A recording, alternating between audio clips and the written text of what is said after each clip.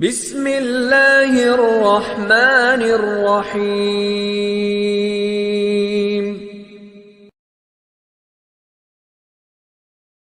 قال النبی صلی اللہ علیہ وسلم: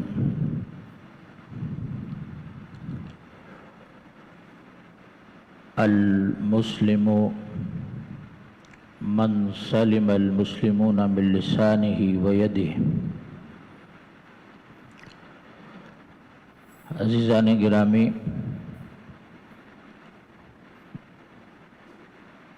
یہ جو مسلمان کا لیبل ہے،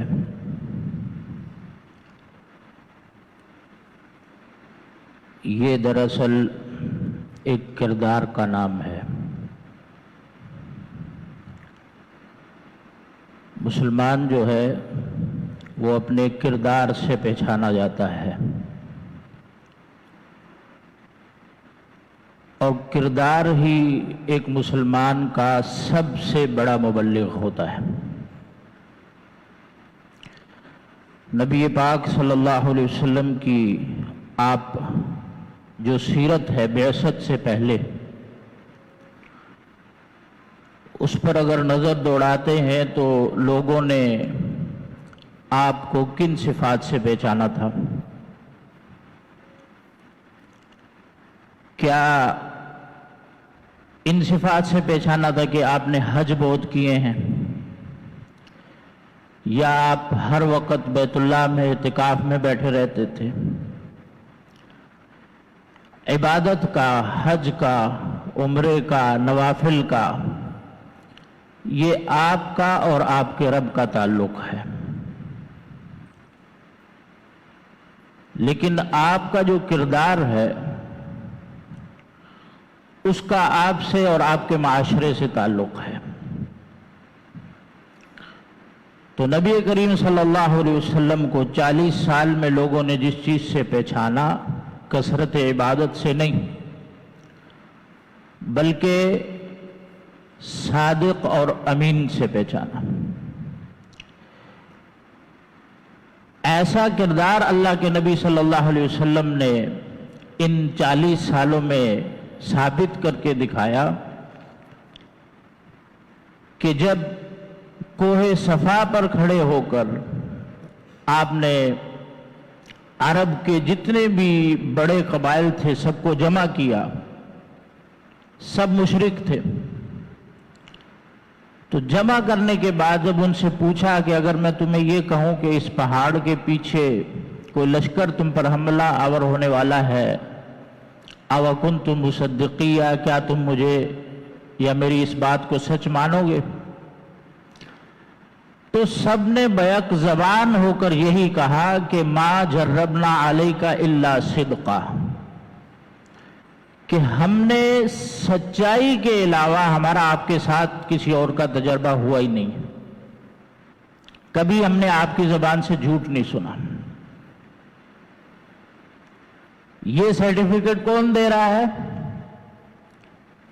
جن کے بارے میں اللہ تعالیٰ فرماتے ہیں فی ضلال مبین، واضح ترین گمراہی میں لوگ تھے، دشمن تھے، اور کلمہ توحید ادا کرنے کے بعد وہ جانی دشمن بن گئے، لیکن اپنی زبان سے یہ کہہ رہے ہیں آپ کے کردار کو دیکھ کے کہ ما جربنا علیک الا صدقا۔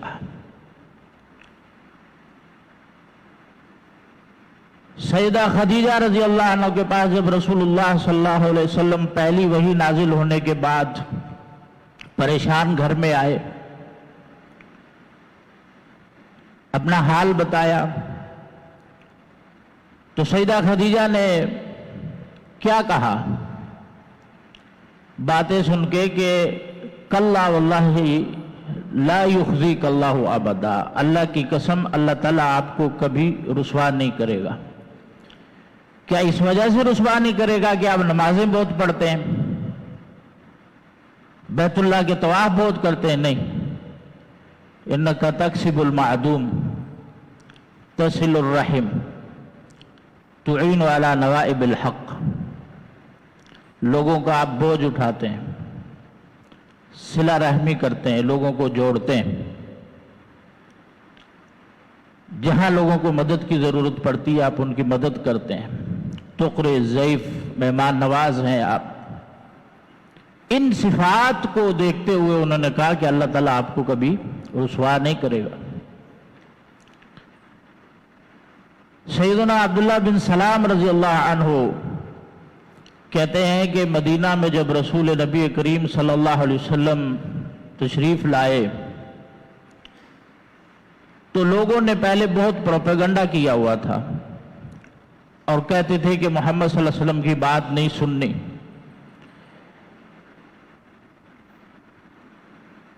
کہتے میرے ذہن میں بھی میں نے بھی یہ باتیں سن رکھی تھی،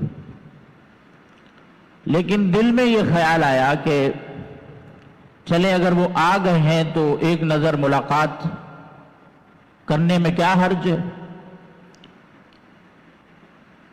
تو فرماتے ہیں کہ جب میں نبی کریم صلی اللہ علیہ وسلم کی طرف گیا اور آپ کے چہرے پر میری نظر پڑی تو میری زبان سے بے ساختہ یہ الفاظ نکلے کہ ما ھذا الوجہ بوجہ کذاب، کہ یہ جو چہرہ ہے یہ کسی جھوٹے شخص کا چہرہ نہیں ہے۔ اسلام کو میرے بھائیو ایسے چہروں کی ضرورت ہے کہ ہمارا چہرہ دیکھ کے لوگ پہچان جائیں کہ یہ جھوٹے چہرے نہیں ہیں۔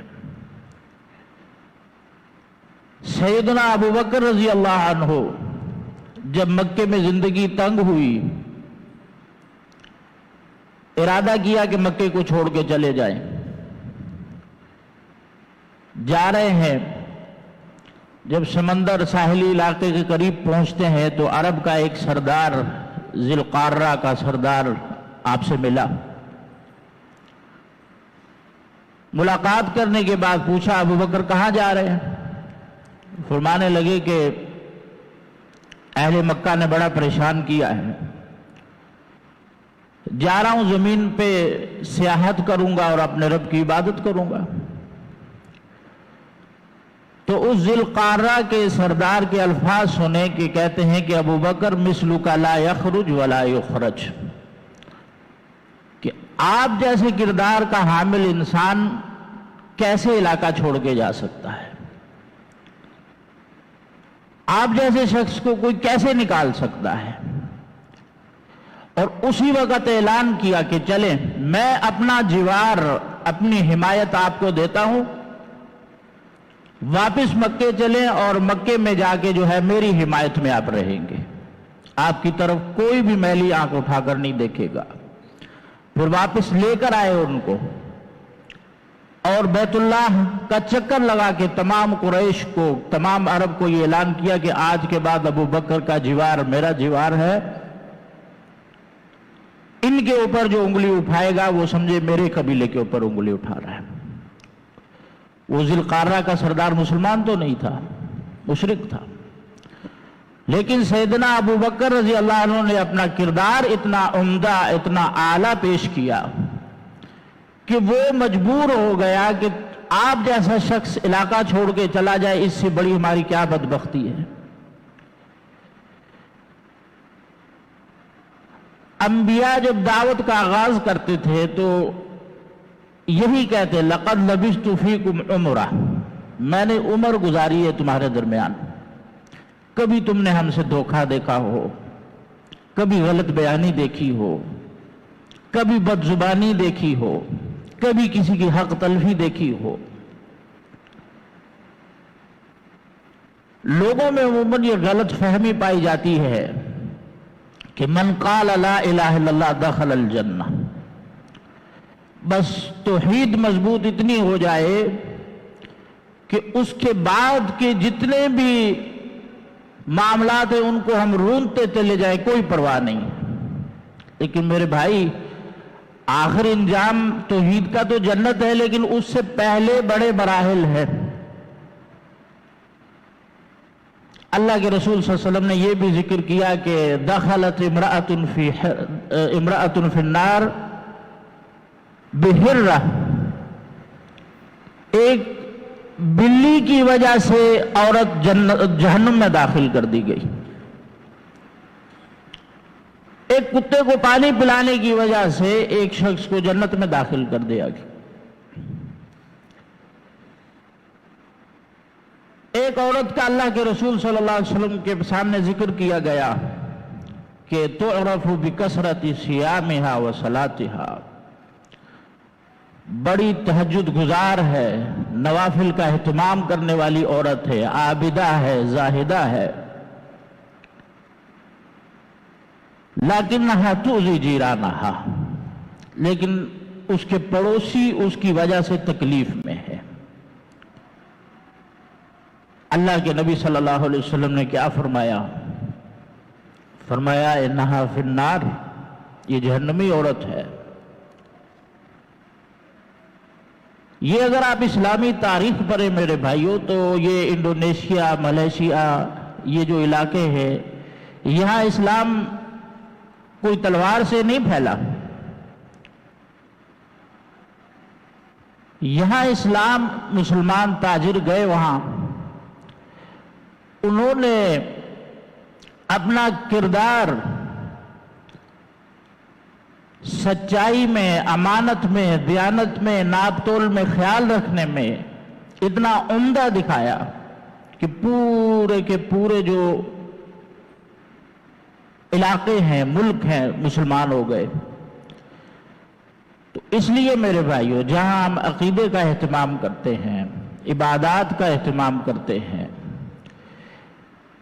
اس کے ساتھ ساتھ اپنے کردار پر توجہ کرنے کی ضرورت ہے کہ لوگوں کے ساتھ میرے بولنے کا انداز کیسا ہے، لوگوں کی توقیر، ان کا احترام، ان کا خیال میرے نزدیک کتنا ہے، میرے کسی بھی عمل سے کسی کو تکلیف تو نہیں ہو رہی۔ جس شخص کو اللہ کے رسول صلی اللہ علیہ وسلم نے قیامت والے دن مفلس قرار دیا کہ نادار شخص، محتاج شخص، وہ کون ہے؟ کہ جس کے پاس نماز روزہ نہیں ہے؟ نہیں، مفلس شخص وہ ہے جو بڑی بڑی نیکیاں لے کر آئے گا، لیکن جب اللہ کے حضور پیش ہوگا، یاتی شتم ھذا، اکل مال ھذا، ضرب ھذا، اس کو مارا ہوگا، اس کا مال کھایا ہوگا، اس کا حق دبایا ہوگا، اس کو گالی دی ہوگی، پھر اس کی حسنات جو ہے لے کر ان لوگوں میں بانٹی جائیں گی۔ جب وہ حسنات ختم ہو گئیں، پھر ان لوگوں کی سیئات اٹھا کر اس پر لادی جائیں گی۔ اور ایک اور حدیث میں رسول نبی کریم صلی اللہ علیہ وسلم نے ارشاد فرمایا کہ حل یکب النار الناس فی النار الا حصائد السنتہم، کہ جن لوگوں کو منہ کے بل لٹا کر، کھینچ کر جہنم میں ڈالا جائے گا، کون ہوں گے؟ حصائد السنتہم، اپنی زبان کی کمائی کے بدلے۔ تو اس لیے میرے بھائیوں، ایک مسلمان کا کردار اتنا عمدہ ہونا چاہیے کہ اس میں جھوٹ نہیں ہونا چاہیے، خیانت نہیں ہونی چاہیے، دیانتدار مسلمان ہوتا ہے۔ ہم سمجھتے ہیں اس دور میں کہ لعن طعن کرنا، سوشل میڈیا کا دور ہے، لوگ کہتے ہیں اس کو لعنت کر کے شیئر کر دیں۔ اب یہ اتنا بڑا جرم ہے، اتنا بڑا جرم ہے کہ رسول اللہ صلی اللہ علیہ وسلم کے قافلے میں ایک عورت نے ایک اونٹنی کو لعنت کی۔ اللہ کے رسول صلی اللہ علیہ وسلم نے فرمایا کہ اس اونٹنی کو ہمارے قافلے سے الگ کر دیا جائے، کوئی ملعون چیز ہمارے قافلے کے ساتھ نہ چلے۔ جانور کو لعنت کی، ہم تو انسانوں کو لعنت کر رہے ہوتے ہیں۔ یہ رسول اللہ صلی اللہ علیہ وسلم کا کردار نہیں ہے، یہ رسول اللہ صلی اللہ علیہ وسلم کا اسوہ نہیں ہے۔ گالم گلوچ ہمارے معاشرے کا، ہمارے تعلیمی اداروں کا یہ تشخص بن گیا ہے، تہذیب بن گئی ہے۔ والدین اپنے بچوں کو لعنتیں دیتے ہیں، گالیاں دیتے ہیں۔ اللہ کے رسول کسی جانور کو لعنت کرنے کی وجہ سے کہتے کہ یہ ہمارے قافلے میں ہمارے ساتھ نہ چلے. اور پھر ایک اور حدیث میں رسول اللہ صلی اللہ علیہ وسلم فرماتے ہیں کہ لا یکون لعانون شفعاء ولا شہداء یوم القیامہ.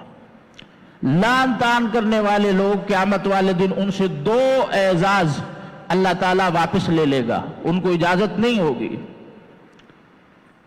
ایک اعزاز یہ ہے کہ وہ شفاعت نہیں کر سکیں گے، سفارش نہیں کر سکیں گے کسی کی. اور سفارش کے بارے میں اللہ کے نبی صلی اللہ علیہ وسلم فرماتے ہیں کہ جب جہنمیوں کے جہنم کا فیصلہ ہوگا، اہل ایمان آئیں گے، اللہ تعالیٰ سے گزارش کریں گے، درخواست کریں گے، اللہ ہمارے ساتھ ایسے لوگ تھے جو نمازیں پڑھتے تھے لیکن آج وہ ہمیں جنت میں نظر نہیں آ رہے. اللہ تعالیٰ فرمائیں گے کہ جاؤ جا کر جہنم میں دیکھو، من کان فی قلبہ مثقال ذرۃ من ایمان فاخرجوہ. بلکہ ایک حدیث میں دینار کا لفظ آتا ہے کہ جس کے دل میں اتنا ایمان ہے اس کو نکال کے لے آؤ. یہ شفاعت ہے، یہ قبول کی جائے گی اہل ایمان کی. لیکن جو گالم گلوچ اور لعن طعن کرتے ہیں ان کو اللہ تعالیٰ نے یہ اعزاز نصیب نہیں کیا. لا یکون لعانون شفعاء ولا شہداء یوم القیامہ. ان سے گواہی نہیں قبول کی جائے گی ان کے. اہل ایمان کو اللہ تعالیٰ نے یہ اعزاز دیا ہے کہ انتم شہداء اللہ فی الارض. کہ ایک دفعہ جنازہ جا رہا ہے، رسول اللہ صلی اللہ علیہ وسلم نے لوگوں کو دیکھا کہ اس جنازے کی تعریف کر رہے ہیں. اللہ کے نبی نے فرمایا وجبت. لوگوں نے پوچھا اللہ کے نبی کیا وجبت؟ فرمایا جنت واجب ہو گئی ہے. کیوں ہو گئی ہے؟ کیونکہ تم نے اس کی اچھے ہونے کی دلیل دی ہے، گواہی دی ہے. انتم شہداء اللہ فی الارض، تم زمین پر اللہ کے گواہ ہو. تمہاری گواہی کو اللہ نے قبول کر لیا. تم نے کہا کہ یہ شخص اچھا ہے، اس کا کردار اچھا ہے، اس نے اچھا وقت گزارا ہمارے درمیان. تمہاری اس گواہی کو اللہ تعالیٰ نے قبول کر لیا، اس شخص کو معاف کر دیا. لیکن لعن طعن کرنے والے، بد زبانی کرنے والے شخص سے اللہ تعالیٰ نے یہ اعزاز واپس لے لیا. کس کس چیز کے طعنے نہیں دیتے ہم لوگوں کے؟ صرف سیدہ حفصہ رضی اللہ عنہ کے بارے میں آتا ہے، سیدہ عائشہ رضی اللہ عنہ کے بارے میں آتا ہے. انہوں نے ایک صحابیہ کے بارے میں صرف اتنا کہا تھا کہ یہ قد کی چھوٹی ہیں، اتنا طعنہ دیا تھا.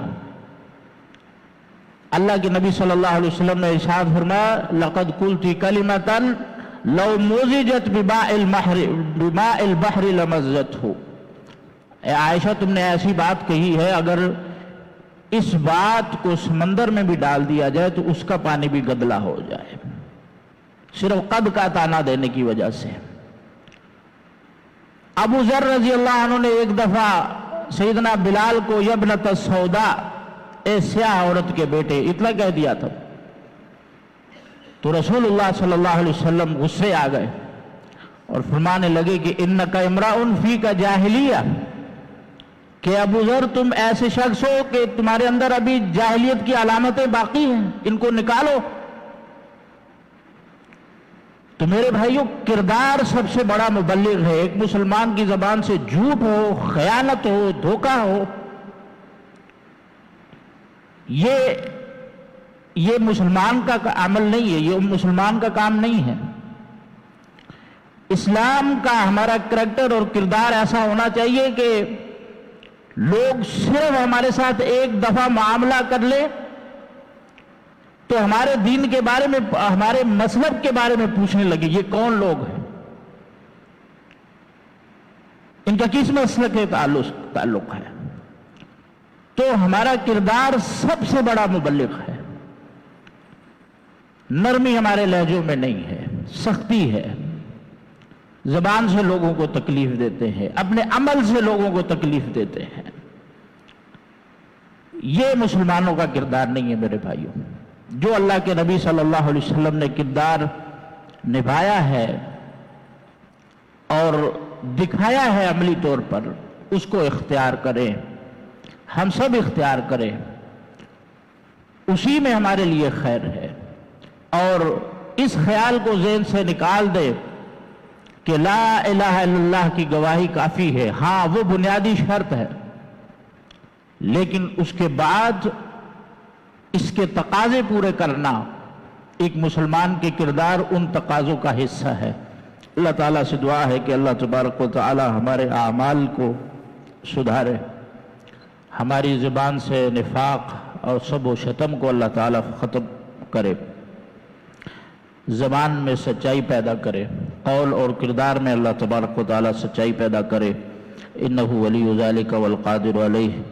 سبحان ربک رب العزت عما یصفون وسلام علی المرسلین والحمد للہ رب العالمین۔